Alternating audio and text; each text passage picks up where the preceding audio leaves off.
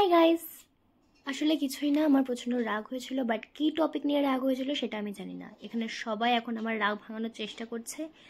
অনেক প্রচেষ্টার পরে আমার রাগ ভেঙেছে, যার জন্য আমি একটু ইন্ট্রোটা দিলাম, নাহলে তো আমি ভ্লগে করছিলাম না। বাই দ্য ওয়ে, আজকে আমরা সবাই যাচ্ছি বারাদোলের মেলাতে, আর এটা অনেক আগেকার ব্লগও না, আবার অনেক পরেকারও ব্লগও না, মাঝামাঝি।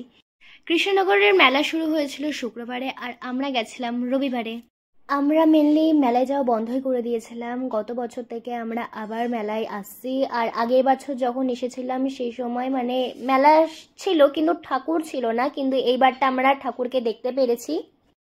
রবিবারটাই লাস্ট ছিল যেদিনকে মানে ঠাকুর থাকবে, তার পরের দিন ঠাকুর হয়তো চলে যেত আর থাকতো না। দেখো কত ভিড়।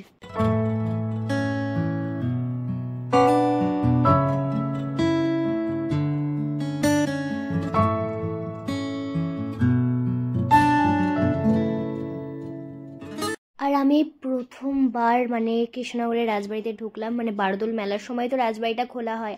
আর আমি যখন রাজবাড়িটা ঘুরছিলাম তখন বাবা তার চাইল্ডহুডের গল্প বলছিল, মানে বাবা বলছিল যে তখন বাবা যখন ছোট ছিল তখন বাবা আর বাবার বন্ধুরা মিলে এখানে আসতো, এখানে বসে বসে বাদাম খেত অ্যান্ড অনেক থিং।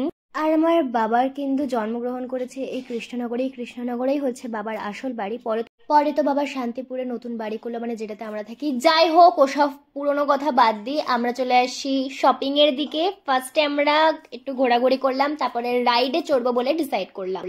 বাট আমরা যা কোনো কিছু না খেয়ে আগে কিছুই করতে পারি বলো? আগে খাওয়া। তো আমরা নিয়েছিলাম গন্ধরাজ মোমো, যেটা একদমই মানে ভালো ছিল না। গন্ধরাজে তো কোনো ফ্লেভার তো নেই, আর প্লাস মোমোরও কোনো ফ্লেভার নেই, একদম বাজে, পুরো পয়সা নষ্ট। বাট প্রচণ্ড গরম ছিল, তো তাড়াতাড়ি সেটা খেয়ে আমরা চলে গেলাম নাগরদোল্লা চলতে। এটা আমার প্রচণ্ড ভালো লাগে, প্লাস ভয়ও লাগে, মানে ভয়টা কম লাগে কিন্তু মজা হয় বিশাল। ওই দেখো ওপর থেকে, আমি মাকে জুম করতে বলছিলাম কারণ আমাদের দেখা যাবে না, আর মা জুম করলো আর আমাদের দেখতে পাবে। এই দেখো, আমরা দুই মহান ব্যক্তি নাগরদোল্লায় বসেছিলাম।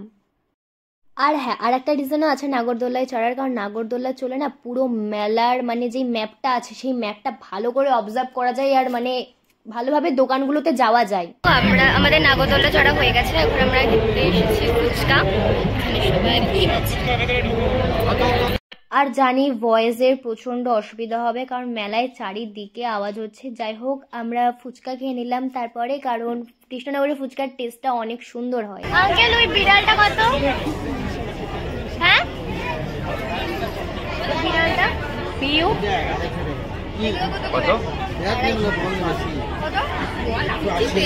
গেছিলাম একটু সফট টয়েস কিনতে, বাট তারপরে আমার মনে পড়লো যে আমি কিছু মাস আগেই 750 না 950 টাকা দিয়ে একটা সফট টয় কিনেছিলাম। তো এবার যদি কিনি তাহলে মা আমাকে আর বাড়িতে ঢুকতে দেবে না। তারপর আমরা চলে গেছিলাম কানের কিনতে। কানের টানের কিনতে কিনতে দিদির প্রচন্ড গরম লেগে গেছিল, তাই একটা দোকানে চলে গেছিল যেখানে পাখা ছিল। বাট এটা কিন্তু প্রচন্ড ব্যাড হ্যাবিট, তোমরা কিন্তু কেউ করো না। তারপরে আমরা আবার একটা রাইড চড়তে গেছিলাম, মানে যা যা রাইড ছিল সব কটা আমরা চড়েছি, বাচ্চাগুলোর রাইড বাদে। যেগুলো মানে অ্যাডাল্টদের ছিল, মানে বড়দের যে রাইডগুলো ছিল সেগুলো আমরা সব চড়েছি।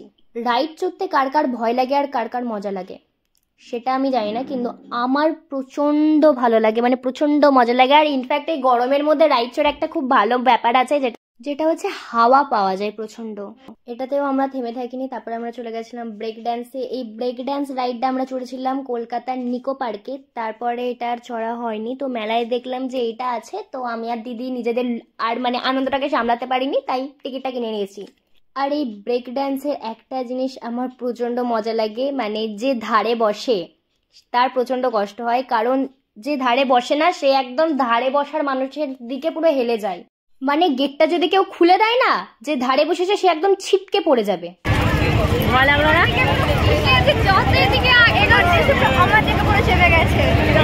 আমরা চলে এসেছি সফটি খেতে, যেটা আমরা অর্ডার করি সেটা হচ্ছে চকলেট ভ্যানিলা পুরো মিক্স ফ্লেভার। ছোটরা খাবে, 30 খাবে, সবাই খাবে। সফটিটা আমার মার ভালো লেগেছে, বাবার ভালো লেগেছে, দিদির ভালো লেগেছে, বাট সত্যি কথা বলতে আমার একটুও ভালো লাগেনি, একদমই ভালো লাগেনি।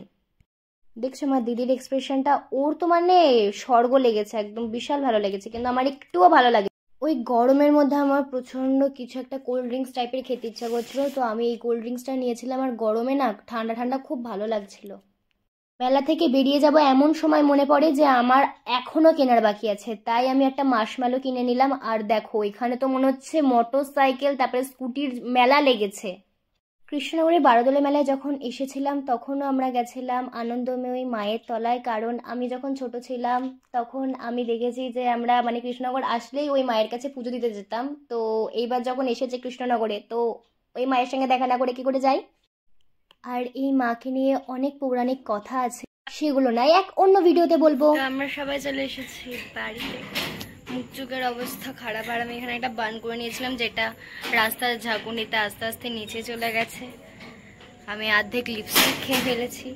চোখ মুখের অবস্থা প্রচন্ড খারাপ, মানে প্রচন্ড টায়ার্ড বলতে গেলে।